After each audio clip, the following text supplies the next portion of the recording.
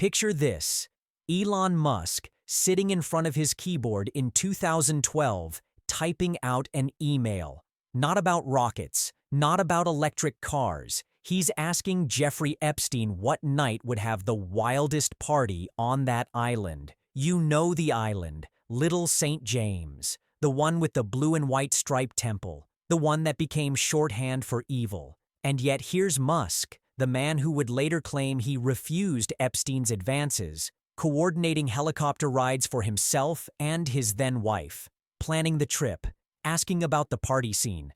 Fast forward to last week, and Musk is on X swearing he never attended a single Epstein party, never set foot on the island. The emails?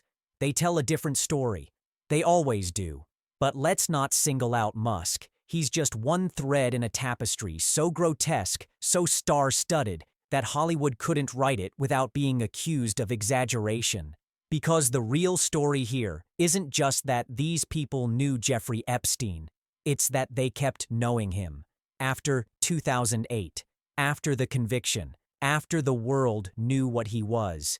Katie Couric, America's sweetheart, the woman who sat across from us every morning with coffee and a smile. She sent Epstein a thank you note in 2010. Not just polite, enthusiastic. She raved about his rockin' lasagna, capital letters, exclamation point energy. The dinner was at his Manhattan townhouse, the one with the bizarre stuffed animals and the oil painting of Bill Clinton in a dress. She brought her boyfriend, called it an eclectic crowd. Later, when another invite came, she joked to a publicist, "Oi, thanks for the Jeffrey Epstein invite. It's brought me a world of trouble." Even then, she knew. They all knew, and they went anyway. Martha Stewart wanted his phone number. Let that sink in. The domestic goddess who taught America how to fold fitted sheets and bake the perfect soufflé. She had her assistant reach out to Epstein's assistant in 2013, 5 years after his conviction, to get his cell. She was going to be in St. Croix for Christmas. An hour was blocked off on his calendar. Martha Stewart Street, Croix. What do you talk about for an hour with a registered sex offender on a Caribbean island? The weather? Holiday entertaining tips? 3 years later, Epstein's assistant sent Stewart an invitation to dinner. The guest of honor? Woody Allen and his wife Soon Yi, the woman who used to be his girlfriend's adopted daughter. Just a cozy little gathering of people who've mastered the art of public rehabilitation. And Allen shows up everywhere in these files. Dinner after dinner after dinner. Epstein trying to set up a meal between Allen and Leonardo DiCaprio through Deepak Chopra. Epstein getting a powerful lawyer's son a job on an Allen film. Photos of Allen at Epstein's table, smiling, relaxed, like this was just another Tuesday in Manhattan. Then there's Richard Branson, the billionaire adventurer, Virgin Airlines, Virgin Galactic, the guy who branded himself as the fun, rebellious capitalist. In 2013, Branson told Epstein he'd be happy to meet as long as you bring your harem. His spokesperson later claimed Branson was just repeating Epstein's own terminology back to him, that the harem referred to 3 adult women on Epstein's team, that Branson didn't know the full extent of Epstein's crimes. Except, here's the thing, this was 2013. The world knew. The plea deal was public. Epstein was a registered sex offender, and Branson, this supposedly savvy businessman, thought it was appropriate to joke about harems? He also advised Epstein to get Bill Gates to vouch for him, to rehabilitate his image, because apparently when you're a billionaire, reputation management is just another game you play at dinner parties. Speaking of Gates, those draft emails are haunting. Someone, possibly Epstein himself, sat down and wrote stream-of-consciousness messages about the Microsoft founder, about his marriage falling apart, about sexually transmitted diseases, about business deals gone sour, about betrayal. The drafts mention Melinda by name. They express concern that a public divorce would hurt the Gates Foundation. This was 2013. The Gates divorce wouldn't be announced until 2021. But Epstein knew, or thought he knew, or wanted leverage. Gates' spokesperson called the emails the work of a proven, disgruntled liar trying to entrap and defame. But here's what we know for certain. Gates met with Epstein multiple times. After the conviction, he flew on Epstein's plane. He attended dinners at that townhouse. Why? What was the draw? What could a convicted pedophile possibly offer the world's richest man?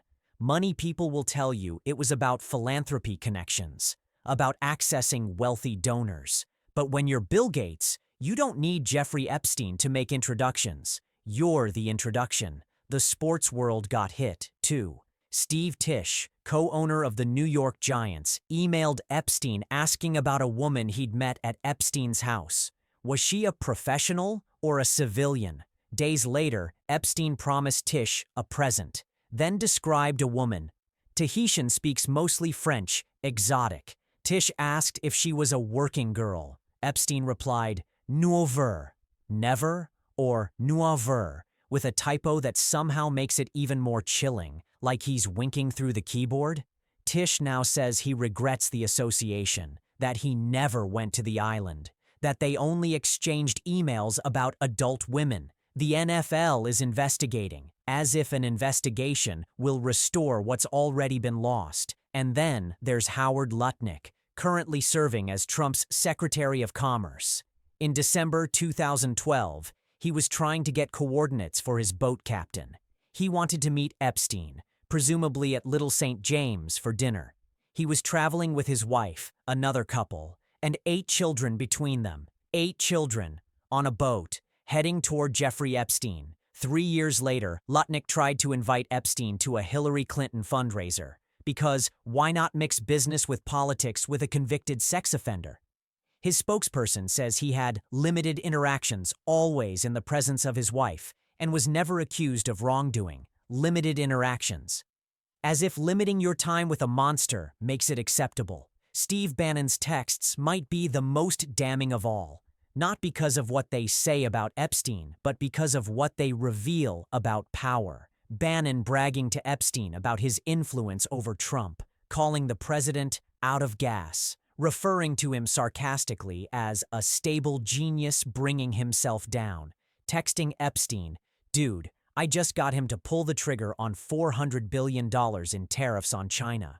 Why is Trump's chief strategist confiding in Jeffrey Epstein? Why is he using a pedophile as his sounding board for foreign policy?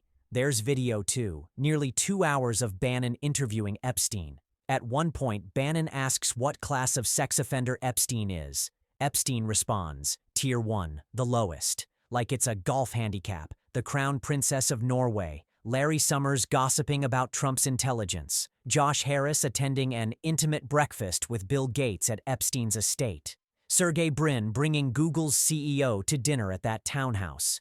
Brett Ratner, who just directed a fawning documentary about Melania Trump, photographed on Epstein's couch, embracing young women. The files go on for millions of pages. More are coming. And you want to know the sickest part? Most of these exchanges happened after 2008, after the world knew, after the conviction, after there was no excuse. They didn't care. The lasagna was too good. The parties too exclusive, the connections too valuable. These were the people who ran the world, who told us what to think, what to buy, how to vote, who to admire. And when the lights went down, when the cameras turned off, they all ended up at the same table, wondering which night would be wildest.